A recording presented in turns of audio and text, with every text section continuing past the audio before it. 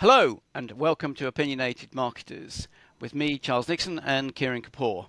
It's towards the end of the year, and therefore we thought that we'd have a review of what we thought was going to happen at the beginning of the year and see how much of it we got wrong. And we'll have a little bit of a look at what we think might happen next year, and we'll probably finish that one off in the first show of the new year. Good morning, Kieran. So, what did we get wrong? Okay, so we went back to the very first Opinionated Marketers that we did in 2023, which was obviously back in January. And well, we got a few things right. We actually started with a really nice upbeat story about the fact that the ozone layer was starting to be repaired. Yep. And we were quite upbeat about the fact that, yes, it took 7 years to get an agreement to ban CFCs, chlorofluorocarbons, but we did as humanity. And as a result, it now looks like the ozone is starting to repair itself and will be fully repaired by 2040, which is a lovely piece of news. And you were saying very correctly that perhaps we needed the hype for awareness to raise the issues, but then we needed to avoid the doom and gloom.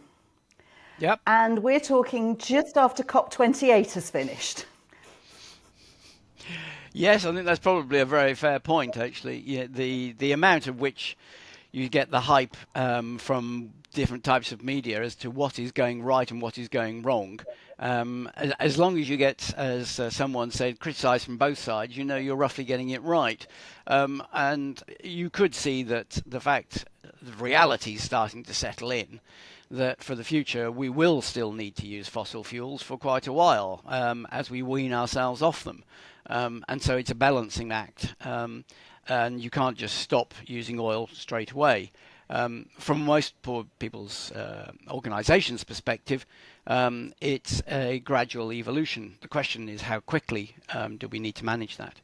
I mean, I think the other thing that we actually looked at last time was the issue of pricing and the whole issue of sales promotion, shrinkflation, and whether or not things like buy now, pay later were going to become major trends, which they have indeed been. And the year has undoubtedly been the year of the pricing P, if you like. And I think that may continue a little bit next year, but more likely, I think we're going to have to look at some of the other elements, such as distribution as well as innovation in terms of products. But we'll come on to predictions for next year, I think, next year. The pricing side of things, I think, was a lot of hype, but there was also some significant impacts on the consumer. There were, and business to business, which then also ultimately tends to impact the consumer. But yes, I mean, the shrinkflation, definitely. There were stories about it in the media. I talked about the rise of Klarna. Well, it's been very much the year of Klarna and the year of buy now, pay later. The other thing we then led into that was talking about resilience of business, and that's clearly extremely important. Sadly, we are starting to see the rise of redundancies, certainly within the UK.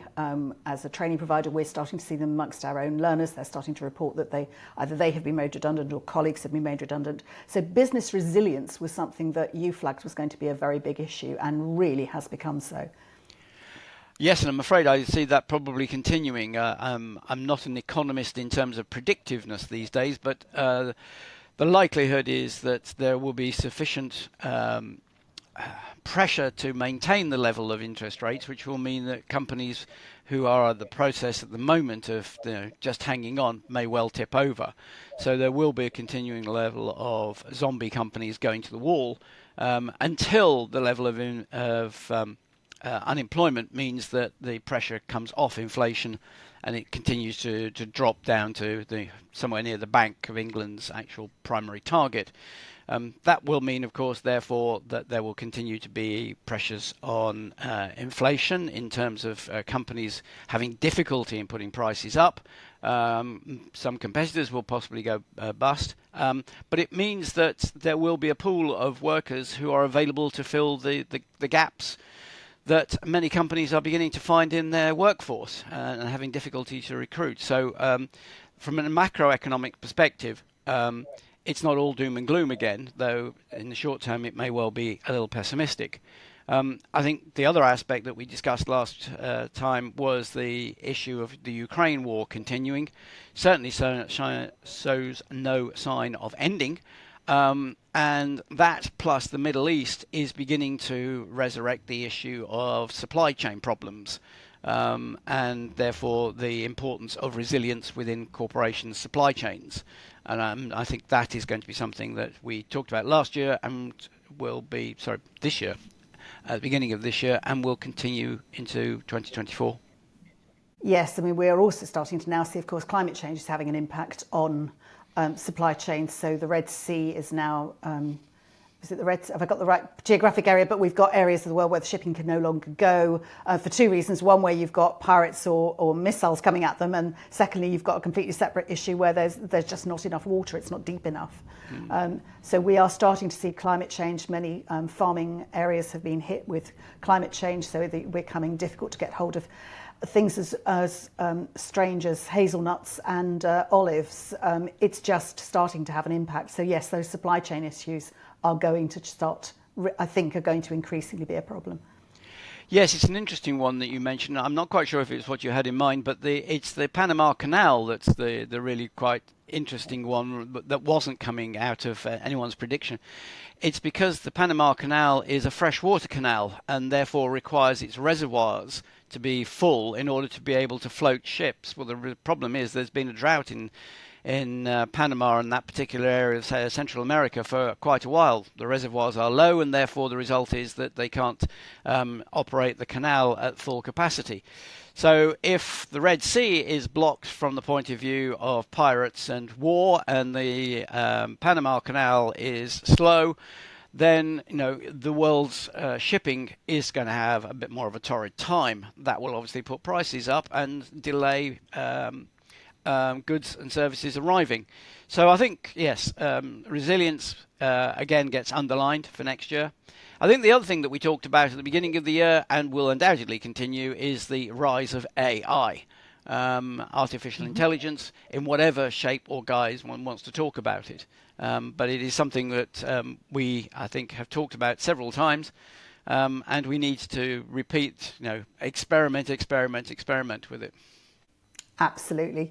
Yes, right at the beginning we were talking about this chat GPT thing.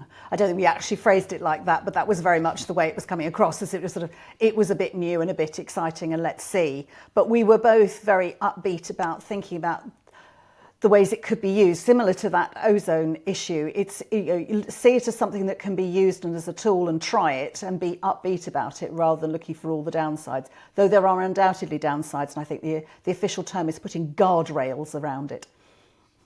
Right, guardrails. That does sound very sort of Dickensian. Don't let the children go too close to the operating machinery. Yes, I suppose that's very true. Don't let people experiment. On the other hand, from a marketer's perspective, I think it will have fairly large impacts in terms of automation of basic tasks, and I think that could be very good.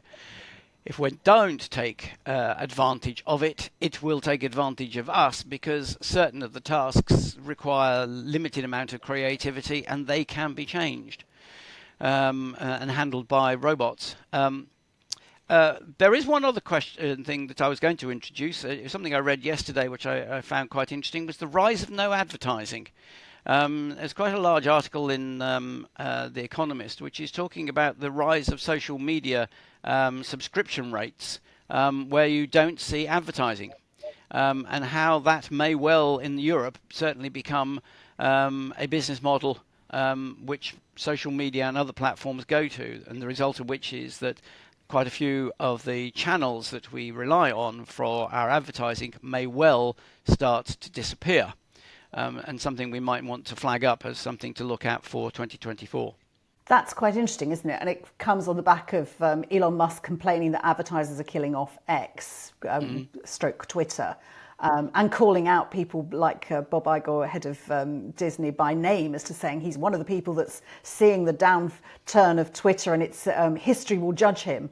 I could imagine it might judge him for other things rather than whether it upset Elon Musk, but there we go. But yes, that's quite interesting, because companies can flex advertising muscle, but also if you take that away by having a subscription service, it changes the power dynamic. And I can see, yes, adverts have got rather annoying. There was a time when adverts used to be quite fun to watch. They're not so much now. And they're very, very intrusive in many of the platforms that we now use. That if you are not subscribing and therefore have a free version, you have to endure, and it is an enduring aspect of adverts which block your screen for quite a while. And I think there is a significant number of people who possibly will find utility in what it is that they are using the platform for, and they will pay. It's not going to be everybody, but it will mean that the higher income groups will gradually remove themselves from those platforms. And therefore, from a marketer's perspective, we need to find alternative means to target. Yes, that's going to be a very interesting one to watch. It is indeed.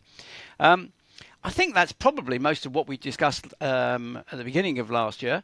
I don't actually have anything else either happy or gloomy to conclude. So in which case, I think I will wish everybody a Merry Christmas and see you in a prosperous new year. Fantastic. Merry Christmas, everyone.